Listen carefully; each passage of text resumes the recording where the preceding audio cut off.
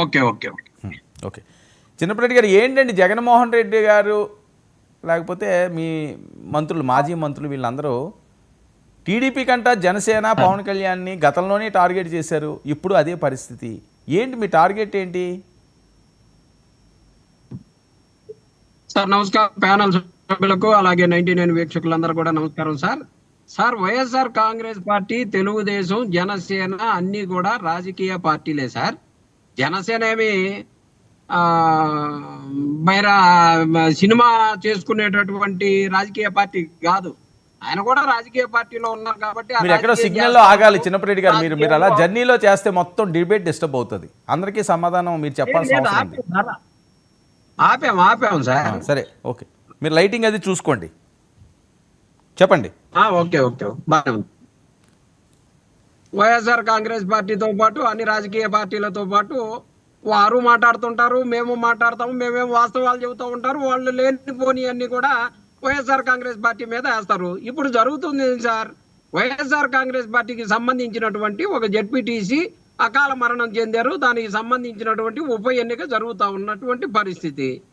ఈ వైఎస్ఆర్ కాంగ్రెస్ పార్టీకి సంబంధించినటువంటి ఆయన కుమారుడు అక్కడ జెడ్పీటీసీ అభ్యర్థిగా నిలబడ్డాడు.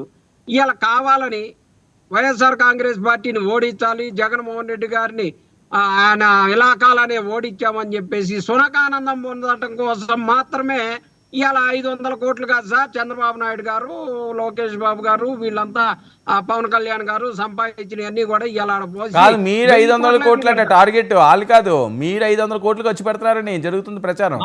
సార్ మాకు ప్రజలకి సేవ చేస్తున్నాం, ప్రజా బలం ఉంది.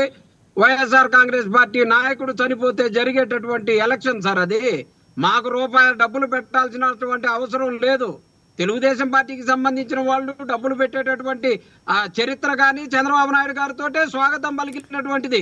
అదేమి ఇవాళ కొత్తగా చెప్పేది కాదు. ఓకే, అలాంటి రాజకీయ సరే అది మాట్లాడదాం. కాదు, నేను అడిగిన ప్రశ్నకి మీరు మళ్ళీ అటు వెళ్ళిపోతున్నారు, మీరు పులివెందులు వెళ్ళిపోతున్నారు. నేను పిఠాపురం గురించి అడుగుతున్నాను.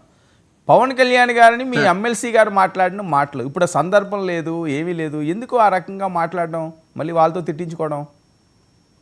సార్ వైఎస్ఆర్ కాంగ్రెస్ పార్టీతో పాటు జనసేన కూడా రాజకీయ పార్టీనే.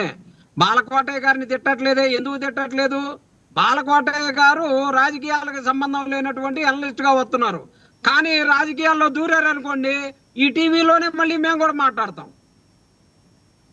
మామూలుగా కాదండి, ఎందుకు మీ ఎమ్మెల్సీ గారు ఏం మాట్లాడారో తెలుసా మీకు?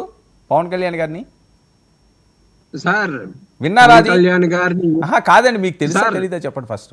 విన్నారా లేదా? నేను వినలేదు సార్. ఒక్క నిమిషం, అది మీరు వినాలి కదా, విన్న తర్వాత